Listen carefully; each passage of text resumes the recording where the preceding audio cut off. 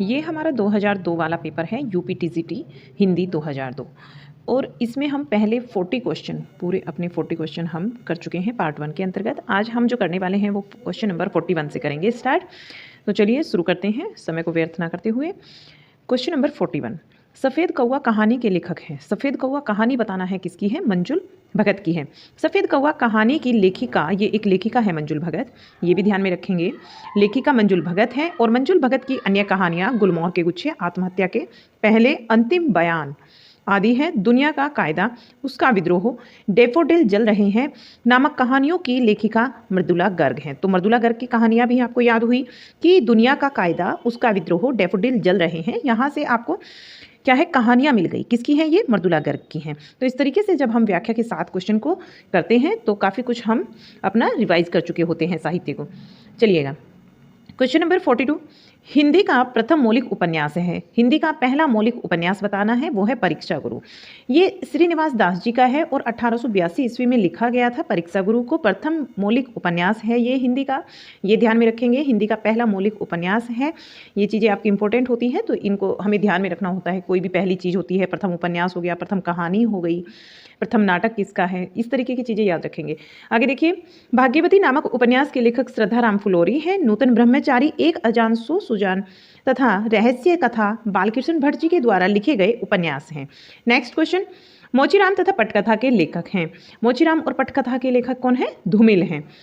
धूमिल हैं और धूमिल के अन्य काव्य संग्रह जो हैं वो है संसद से सड़क तक, कल सुनना मुझे, सुदामा पांडे का प्रजातंत्र। नेक्स्ट क्वेश्चन, सरकटी लाश उपन्यास के लेखक हैं। सरकटी लाश उपन्यास के लेखक गोपाल राम गेहमरी हैं। ये गहगरी लिखा है, कहीं पर आपको गहमरी भी लिखा दिखाई देता है, ठीक है। सरकटी लाश उपन्यास के लेखक गोपाल राम गेहमरी है। जासूस की भूल, गुप्त भेद, जासूस पर जासूसी, जासूस की अयारी, खूनी कौन गोपाल राम गेहमरी के द्वारा लिखे गए अन्य महत्वपूर्ण उपन्यास हैं। ये ध्यान रखेंगे। आगे देखिए, चंद्रकांता, चंद्रकांता संतति, काजर की कोठरी, भूतनाथ, कुसुम कुमारी, नरेंद्र मोहिनी, एक कटोरा खून और बाबू देवकी नंदन खत्री के ये क्या है? उपन्यास हैं। धूर्त, रसिक लाल, स्वतंत्र रमा और प्रतंत्र लक्ष्मी, बिगड़े का सुधार आदि आदर्श हिंदू लज्जा राम मेहता के उपन्यास है। क्वेश्चन नंबर 45, लालटीन की छत के लेखक कौन है? आपके सामने सारे ऑप्शन है, देखिएगा। लालटीन की छत जो है ये आपके इसके लेखक बताना है तो निर्मल वर्मा का ये लालटीन की छत रचना है और ये एक उपन्यास है, ये ध्यान में रखेंगे। आगे निर्मल वर्मा जी के कुछ और उपन्यास हैं, उनको देख लीजिए। लालटीन की छत, वे दिन, एक चिथड़ा सुख, निर्मल वर्मा के द्वारा लिखे गए उपन्यास हैं। दीक्षा, संघर्ष, युद्ध, अवसर और आतंक, आगे देखिएगा। साथ सहा गया दुख, नरेंद्र कोहली के उपन्यास हैं। रुकेगी नहीं राधिका, 55 खंबे लाल दीवार, जय यात्रा उषा प्रियमवदा के, तथा तमस, बसंती, कुंती, भाग्य रेखा, कड़ियाँ, झरोखे, मैया दास की माड़ी, भीष्म साहनी जी के द्वारा रचे गए उपन्यास हैं। नेक्स्ट क्वेश्चन, नौकर की कमीज के लेखक हैं। नौकर की कमीज के लेखक आपको बताना है कौन है और राइट आंसर क्या होता है आपका?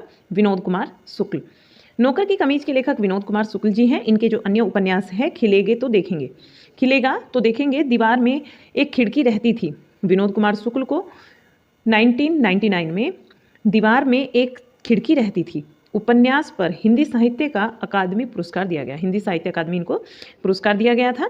विनोद कुमार शुक्ल जी को दीवार में एक खिड़की रहती थी इस रचना के लिए कब दिया गया था? 1999 में दिया गया था हिंदी साहित्य अकादमी पुरस्कार। ध्यान रखेंगे। नौकर की कमीज किसका है? विनोद कुमार शुक्ल जी का है। खिलेगा तो देखेंगे, ये भी इनका है, दीवार में एक खिड़की रहती थी। 3 उपन्यास इनके इंपॉर्टेंट जो हैं, तो ये ध्यान रखना है। आगे देखिएगा, निर्मल वर्मा द्वारा चर्चित कहानी संग्रह बताना है कौन सा है? निर्मल वर्मा के द्वारा जो चर्चित कहानी संग्रह है वो है परिंदे। राइट आंसर आपका परिंदे होगा। बीच में बहस, देखिएगा कुछ और है रचनाएं, वो भी देख लीजिए। बीच में बहस पिछली गर्मियों में निर्मल वर्मा के द्वारा लिखे गए कहानी संग्रह हैं। लंदन की रात, कुत्ते की मौत निर्मल वर्मा के प्रमुख कहानियां हैं।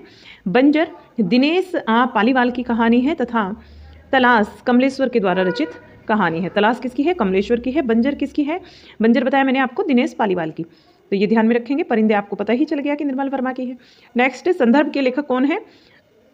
संदर्भ के लेखक बताना है और डॉक्टर विनय जो है इसका राइट आंसर होगा।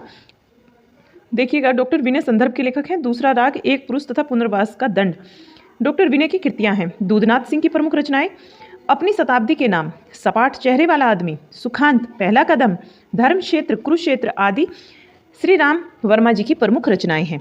नेक्स्ट क्वेश्चन क्या है? समाधि लेख के लेखक कौन है? समाधि लेख के लेखक बताना है श्रीकांत वर्मा, राइट आंसर हो जाएगा। और देखिएगा, दिना आरंभ, माया दर्पण, जल साधर, मगध, भटका भेद, भटका मेघ, माया दर्पण, गरुड़ किसने देखा? श्रीकांत वर्मा को मध्य प्रदेश सरकार ने 1973 में तुलसी पुरस्कार से सम्मानित किया।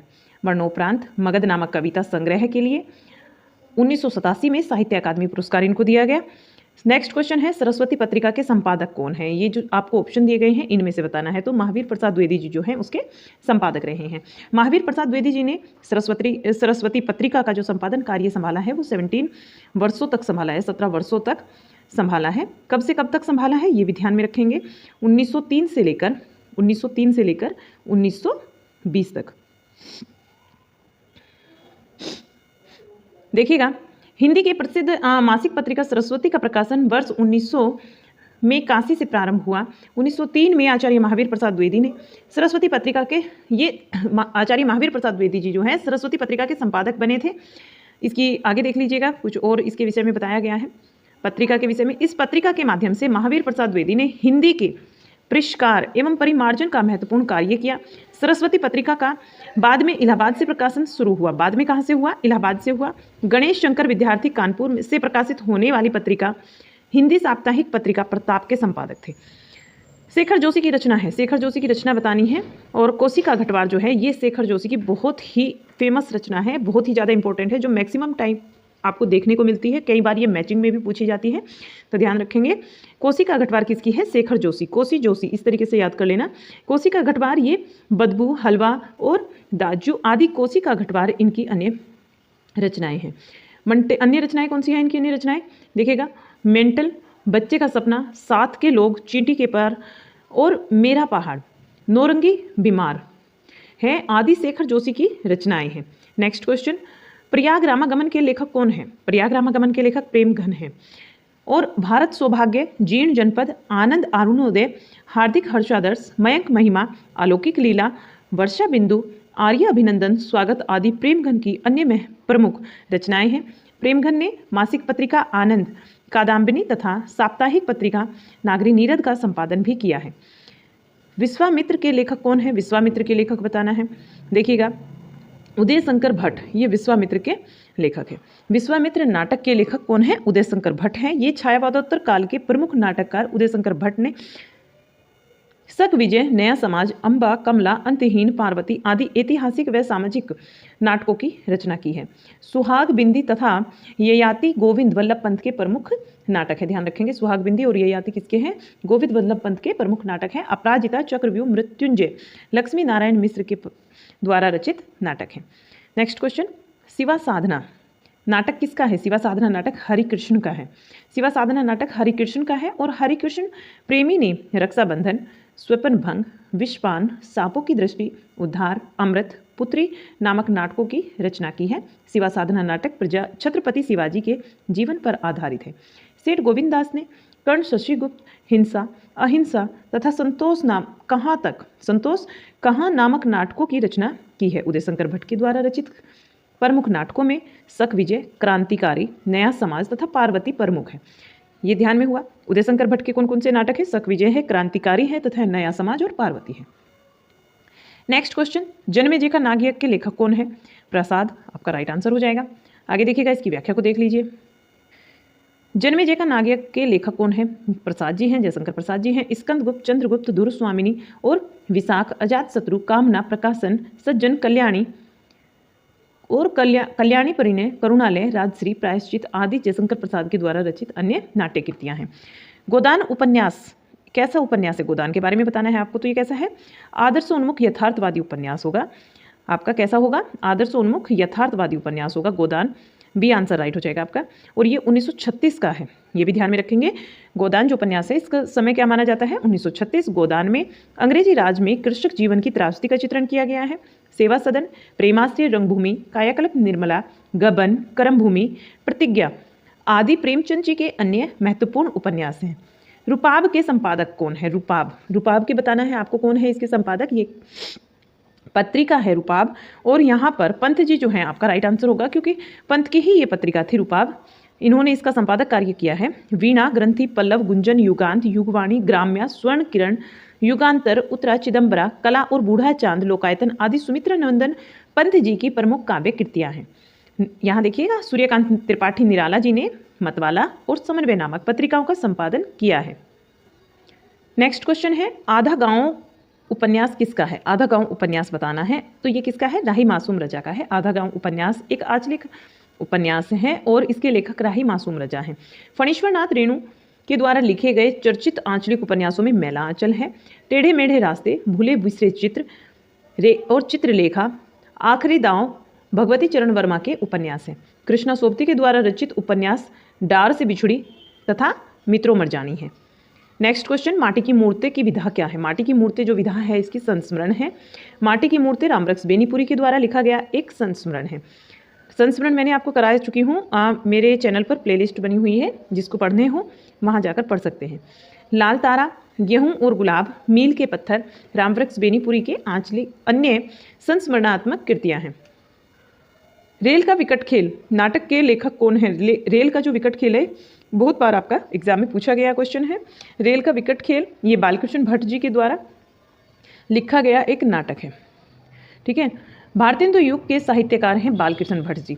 रेल का विकट खेल, नई रोशनी का विष और शिक्षा दान, नल दमयंती स्वयंवर, कालिदास की सभा, चंद्रसेन, बाल विवाह आदि नाटकों की रचना इन्होंने की है। बालकृष्ण भट्ट ने हिंदी प्रदीप नामक पत्र का, आगे देखिएगा,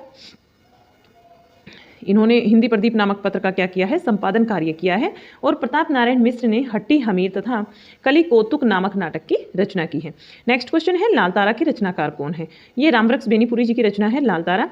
ये क्या है? लाल तारा एक रेखा चित्र है, इसे ध्यान में रखेंगे। रामवृक्ष बेनीपुरी के द्वारा लिखी गई अन्य प्रमुख रचनाएं निम्नलिखित हैं। उपन्यास पतितों के देश में किसकी है? रामवृक्ष बेनीपुरी की। ये सबसे पहले ध्यान रखने की चीज़ है कि आप किसकी रचनाएं पढ़ रहे हैं।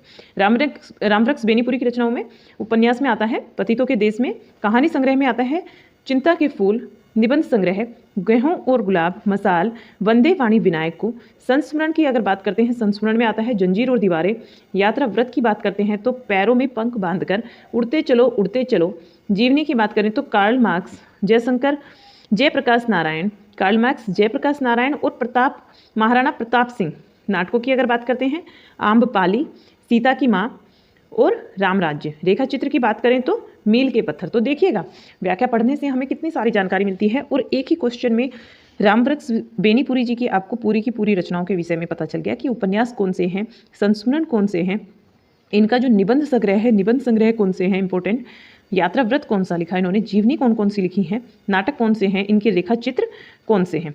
तो आपने समझा, यहाँ पर जैसे रामवृक्ष बेनीपुरी जी की बात हुई, निबंध संग्रहों की बात हुई है, निबंध संग्रह इनके कौन से हैं, इनके उपन्यासों की बात हुई है, इनके संस्मरणों की बात हुई, यात्रा व्रत की बात हुई है, जीवनी की बात हुई है, नाटक की बात हुई है और रेखा चित्र की बात हुई है।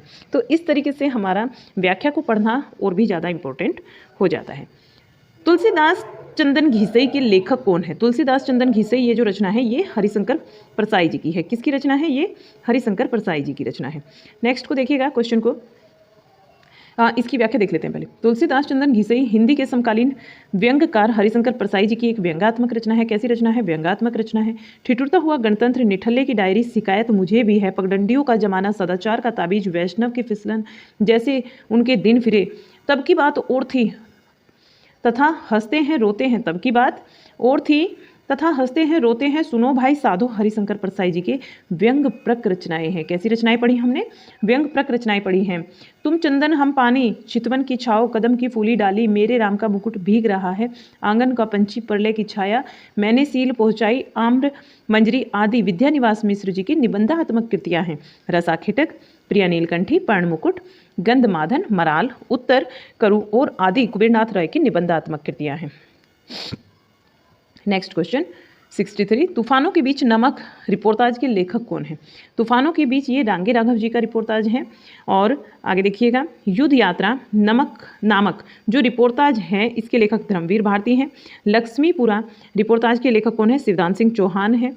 प्लॉट का मोर्चा नामक रिपोर्टाज के लेखक शमशेर बहादुर सिंह है। नेक्स्ट क्वेश्चन है घुमक्कड़ शास्त्र यात्रा व्रत के लेखक कौन है? राहुल सांकृत्यायन जी होगा राइट आंसर। इनके जो यात्रा वृतांत हैं वो घुमक्कड़ शास्त्र इनका बहुत ही ज़्यादा इंपॉर्टेंट है। आगे देखिए, यात्रा के पन्ने एशिया के दुर्गम भूखंडों में, रूस के 25 मास, मेरी लद्दाख यात्रा, मेरी यूरोप यात्रा, मेरी तिब्बत यात्रा राहुल सांकृत्यायन के द्वारा लिखे गए अन्य यात्रा वृतांत है। लोहे की दीवारों के दोनों ओर, लोहे की दीवार के दोनों ओर राह बीती यशपाल की और मेरी जर्मन यात्रा, आपको समझ आया यशपाल की कौन सी है? यशपाल की यहाँ पर देखिए, यशपाल की जो रचनाएं हैं उसमें राह बीती आता है और लोहे की दीवार के दोनों ओर ये वाली रचना आती है मेरी जर्मन यात्रा, मेरी कैलाश यात्रा आदि सत्यदेव परिवारजक की यात्रा वृतांत हैं। नेक्स्ट को देखिएगा क्वेश्चन को। नेक्स्ट क्वेश्चन हम चलते हैं नेक्स्ट क्वेश्चन की तरफ। आवारा मसीहा किसकी जीवनी है? हमसे जीवनी पूछा जा रहा है, रचना नहीं पूछी जा रही, हमसे पूछा जा रहा है आवारा मसीहा किसकी जीवनी है? तो ये किसकी है? शरतचंद्र जी की जीवनी है। राइट आंसर आपका शरतचंद्र हो जाएगा। लिखी किसने है? विष्णु प्रभाकर ने। अगर रचना पूछा जाता आवारा मसीहा किसकी रचना है या इसके रचनाकार कौन है, तो इसके रचनाकार या कथाकार कह लीजिए विष्णु प्रभाकर जी हैं। और जीवनी किसकी है? शरतचंद्र जी की जीवनी है। कथा सम्राट प्रेमचंद के पुत्र अमृत राय ने कलम का सिपाही नाम से प्रेमचंद जी की जीवनी लिखी है।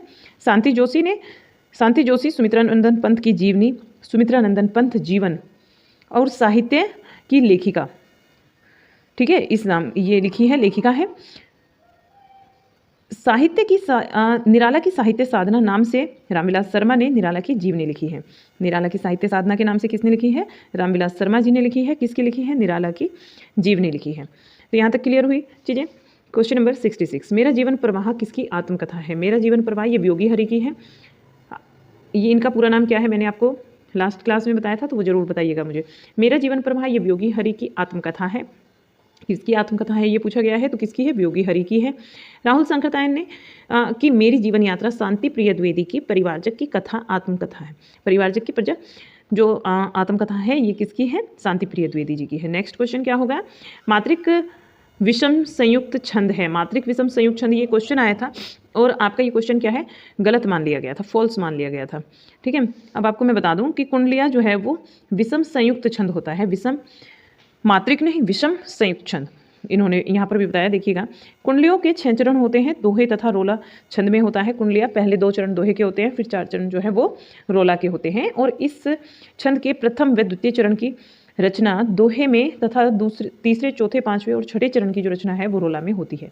छप्पे भी 6 चरणों वाला होता है। मात्रिक विषम संयुक्त छंद होता है। हरिगीतिका मात्रिक सम छंद है जिसके प्रत्येक चरण में 28 मात्राएं होती है। सोरठा मात्रिक अर्ध सममात्रिक छंद है। मात्रिक का अर्ध सममात्रिक छंद है जिसके विषम चरण प्रथम और तृतीय चरण में 11-11 मात्राएं तथा सम चरणों में यानी कि दूसरे और चौथे चरण में क्या होती हैं? 13-13 मात्राएं होती हैं।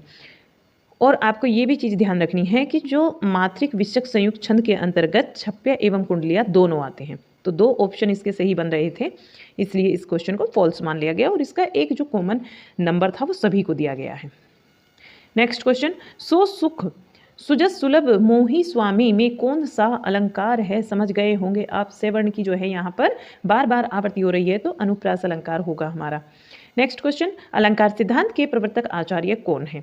भामह अलंकार सिद्धांत के प्रवर्तक आचार्य हैं और भामह ने अपने ग्रंथ काव्य अलंकार में अलंकारों के मूल निहित वक्रतावादी दृष्टि का प्रबल समर्थन करते हुए अलंकार की निम्नलिखित परिभाषा दी है। वाचा वक्रार्थ शब्दोक्ति अलंकारा है कल्पते। आचार्य दंडी ने भी अपने काव्यादर्श नामक ग्रंथ में क्या कहा है?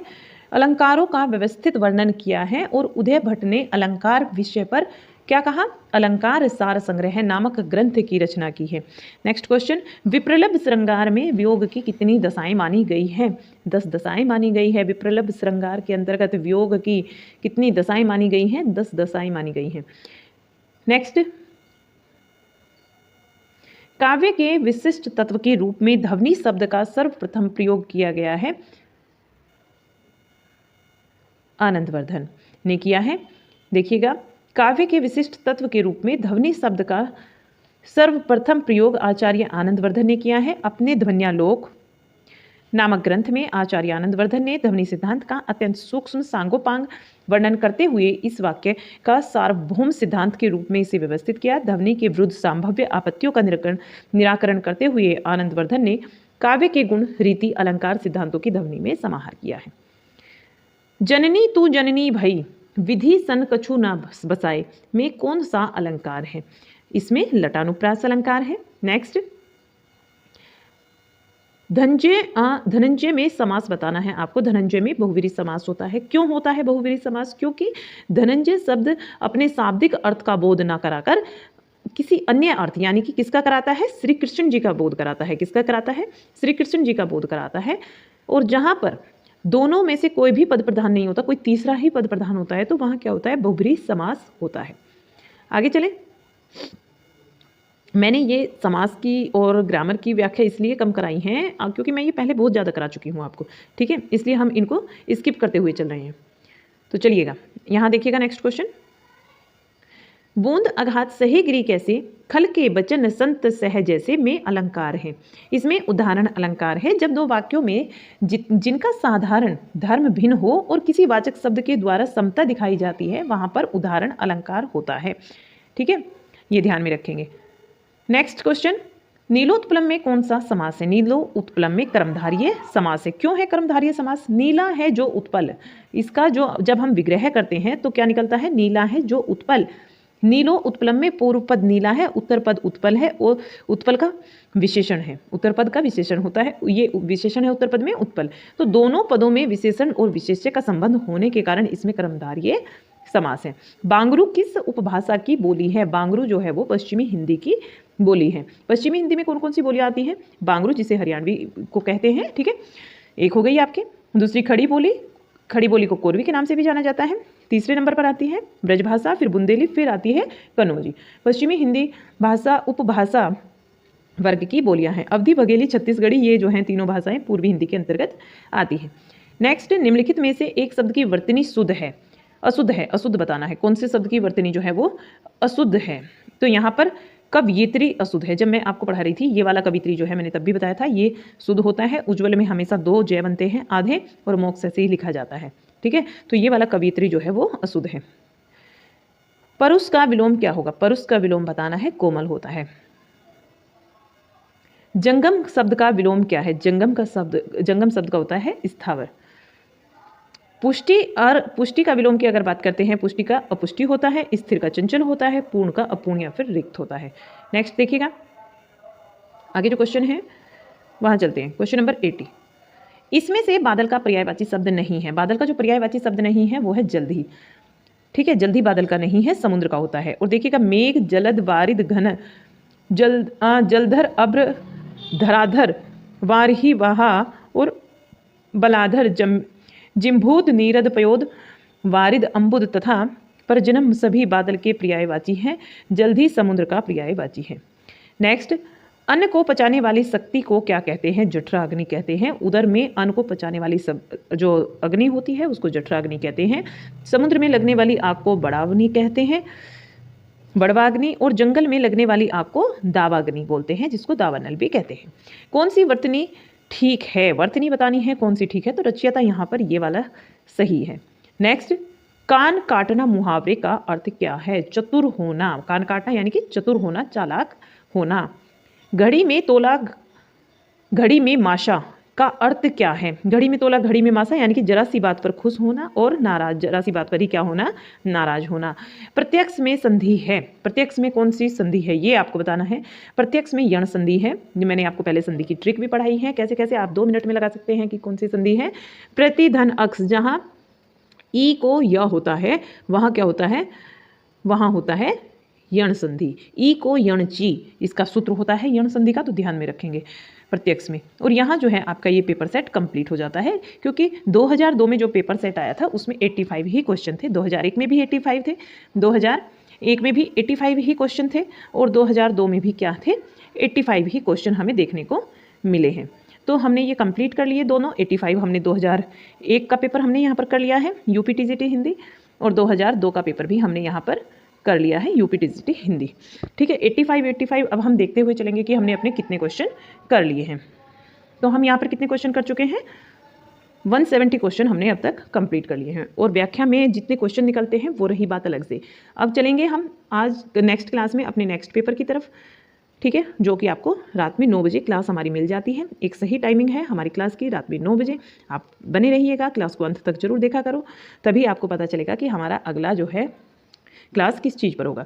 आज तक का कंटेंट आपको पसंद आया है, आज की क्लास अच्छी लगी है तो क्लास को लाइक ज़रूर कीजिएगा, चैनल को सब्सक्राइब कर लीजिएगा और बेल आइकन को प्रेस करना मत भूलिएगा। क्लास को ज़्यादा से ज़्यादा अगर आप शेयर करेंगे तो हम आपके लिए एक और क्लास बनाने की कोशिश करेंगे कि आपके लिए और अच्छा कंटेंट लाया जाए। मिलते हैं आपको नई क्लास में, तब तक के लिए बाय बाय।